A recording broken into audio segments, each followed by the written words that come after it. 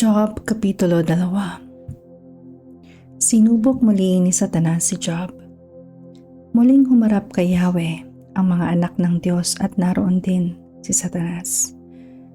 Tinanong ni Yahweh si Satanas, ang tagapagparatang, "Saan ka nang galing?"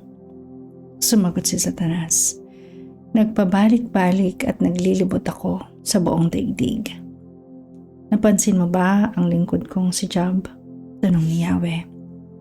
"Wala siyang katulad sa daigdig, mabuti siyang tao. Sumasamba sa akin at umiiwas sa masamang gawain. Hinimok mo akong pinsalain siya, kahit walang sapat na dahilan. Subalit nananatili pa rin siyang tapat sa akin," sabi pa ni Yahweh.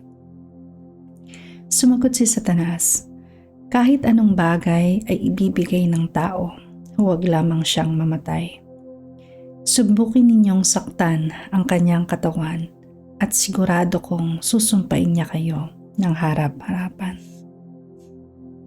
Sinabi ni Yahweh, "Kung gayon, gawin mo ang gusto mong gawin sa kanya, huwag mo lamang siyang papatayin."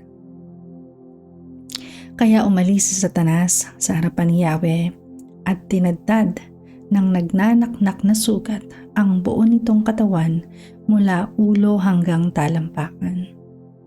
Naupo si Job sa tabi ng basurahan at kinamot niya ng isang pirasong basag na palayok ang kanyang mga sugat. Sinabi ng kanyang asawa, "Mananatili ka pa bang matuwid?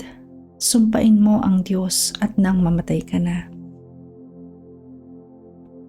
Ang sagot ni Job, "Hindi mo naiintindihan ang iyong sinasabi. Pagpapala lang ba ang tatanggapin mo sa Diyos?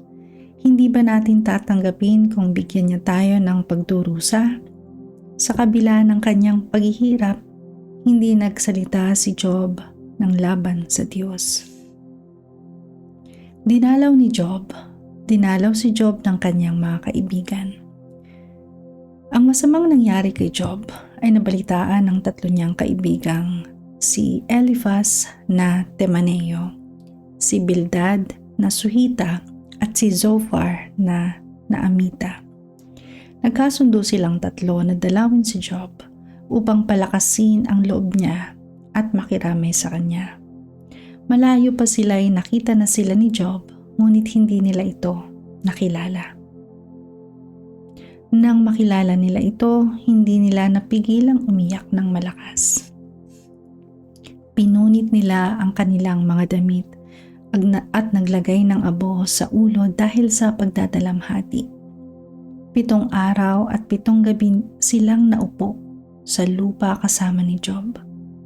Ngunit hindi nila ito pinagsabihan ng kahit ano sapagkat nakikita nila ang hirap na hirap ito sa kanyang kalagayan.